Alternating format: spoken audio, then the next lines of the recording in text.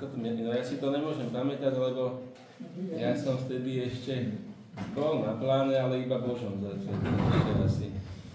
Takže, ale tak mi hovorili starší, že príjemné, ako povedzte to vy, ako to... Príjemné sobotné ráno, vážené spolupčania. Vážený spoločne.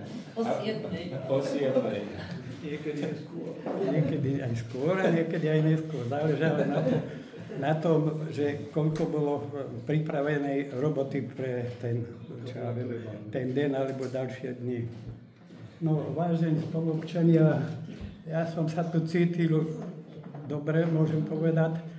No, boli chvíle také, že som myslel, že hodím flimtu do žita a ideme preč, ale nedalo mi to, keď sme začali čosi robiť tak. Buď robím, alebo nerobím. Takže som sa staral, aby to išlo tak, ako patrí. Takže za ten 2 roky a 1 mesiac sa nám to povedlo.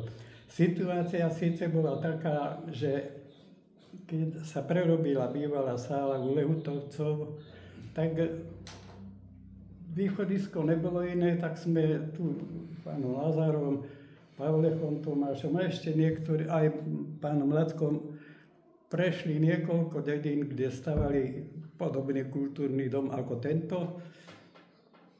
No, zdalo sa nám to, že je to trošku veľké a tak, a preto sme uvažovali, že keď už iného nebude, tak skrátime o niečo tú sálu, o tie 3 metre, iné nebolo rozdielu. Situácia však nastala v Trenčíne, keď nám povedali, že to je hodnota 5,5 milióna, ako na takúto malú obec môžeme dať toľko peňazí. Tak sme si povedali, mi hovorí, ale my to aj tak vybudujeme. No, uvidíme, no. Tak sme sa pustili do toho s tým, že 1 700 000 by bola hodnota diela a z toho by nám mali dať 70%. No chvála Bohu, sme to za 1 100 000 postavili. Ale nepostavil by som to ani sám a nepostavili by to ani tie peniaze, keby neboli ľudia ochotní ísť robiť, dá sa povedať, zadarmo, alebo sem tam štamprli. To už.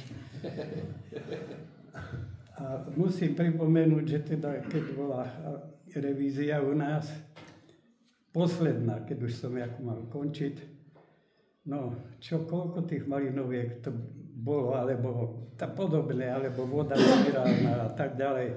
Lebo musela som tak urobiť, že nebolo tam alkohol, ale bola to malinovka. No a na základe toho som pripravil jemu 1 fľašku pod stôl. No takže dá sa povedať, že nám to uznal.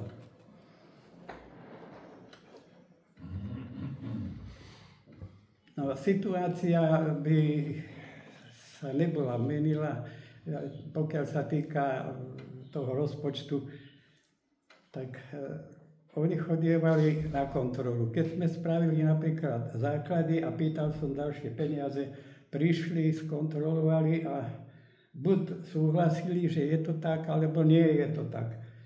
Tak podľa toho som mohol žiadať ďalšie peniaze. To je samozrejme, že kontrola je aj teraz. Spomínam si na veľa ľudí, že chlapi, ktorí robili na ČSAD, si vyžiadali auto domov a pomáhali, prevážali bagrista, napríklad bager z družstva, ale boli šoféri, ktorí sa na tom menili a hľadal som také východisko, aby sme nemali veľké náklady, tak sme boky zabetonovali a od cesty sme si dali niekoľko Tatry a Tatry vozili až do tejto výšky, ako sedíme. Dobre. Ono to potom trošku však kleslo a dorobili sme vonkajšok. No ale keďže toto bolo zabetonované, ako sme tu, tak včetné javiska, tak sme si povedali, však máme panely, tak dáme aj tie panele. Dali sme panely a zase poďme ďalej, spravíme betón. Tak sme také akože poterať tie panely o 80 cm. Spravilo sa, no ale Čočiar nechcel, za 2 hodiny začalo mrznúť. No veru som bol aj v noci tu pozrieť, ako to vyzerá. Priamo kluzisko, také stačilo sa pozrieť potom. No, chvála Bohu, to nič neurobilo. Na jari to bolo v poriadku a mohli sme pokračovať, ale nie len na jari. No, v tú prvú zimu sa to moc nedalo, ale čo sa dalo, sme pripravovali, robili. Výhodou bolo, že sme mali aspoň 5 ľudí, ktorí pripravovali tú robotu a už keď prišli ľudia, už som im aj nachystal lopaty, cement a také ďalšie veci, vodu, napríklad aj vápno a takéto. Čo som mohol, som pochystal, pretože som tu bol určite o 2 hodiny, väčšinou keď bola veľká akcia. No a boli časy, keď napríklad sme tu brigádovali a aj prišli takí ľudia, ktorí, no by som povedal, že hátili robotu, prišli ku kolesu na miešačke, no snažil sa ale rozprávať a nie hned, aby sme to spravili a išli domov. No tak som tomu pánovi povedal, opýtal som sa ho, kde je jeho lopata. No nie, tak si ju zoberte chodte domov. To bol jediný prípad, čo som tak riešil. Bolo to síce nepríjemné, aj pre mňa som nad tým rozmýšľal, čo tí ľudia druhí povedia mi, no ale alebo to skončilo dobre. Pokiaľ sa jedná o ďalšie také aktivity, no, dosť pomáhal aj keď vždycky nie celkom spravodlivo pán Bielka, ktorý nám mnohé také dosť také vážnejšie šalovacie robil. Ale potom môžem spomenúť aj ďalších, pána Borika, jedného, druhého, ktorí šalovali tiež tieto nie len základy, ale aj preklady a tak. Potom sa nám poviedlo s pomocou chlapov, ktorí robili bývalom, neviem, robúrov opravovali, tak jedného robúra kúpiť a pomáhali sme si s tým aspoň tak, že sme si previezli tie ľahšie veci, dlažby sme si podovážali, síce mali sme aj dodávku, no ale vtedy sa mi stala smola, niekto by povolil koleso a keď sme mali naložené dlažbu, tak voľačo rozgalo. Pochodil som všetko, neprišiel som pod ním, som pozeral nič, až na modrou hovorke pod pálenicou rúb.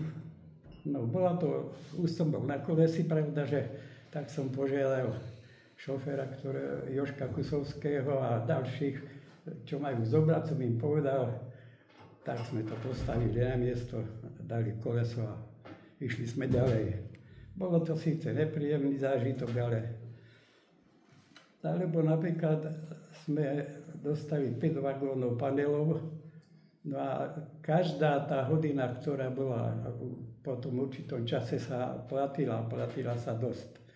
Tak mne to nedalo, tak som si dohodol predtým na družstve, mali také veľké dlhé auto, no a že keď sa 2 razy otočí, aj žeriav z družstva, že keď sa 2 razy otočí, tak by to mohlo byť tu. No situácia sa stala tak, že ja som ráno prišiel na družstvo a bohužiaľ nemôžete, tak čo? Tak som sadol do toho auta a išiel som na starú ľotu za predsedom družstva Černým a som mu hovoril, čo sa mi prihodilo. No neboj sa. Tak on poslal 5 traktorov a ešte jedno nákladné auto.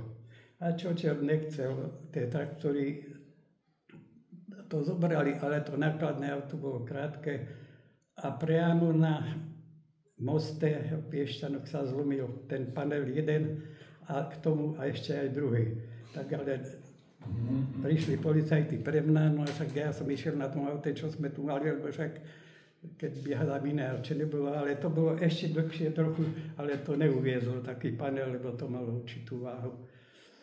Tak pokutu mi nedali, ale sa mi vyhrozili, že ak ešte raz, tak že bude z toho horšie.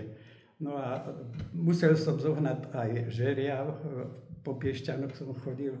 No a poviedlo sa tak, že sme to šťastlivo doviezli. A ten jeden panel, ktorý bol zlomený, ešte sa nám podarilo aj použiť na také miesto, kde ho ani nenájdete.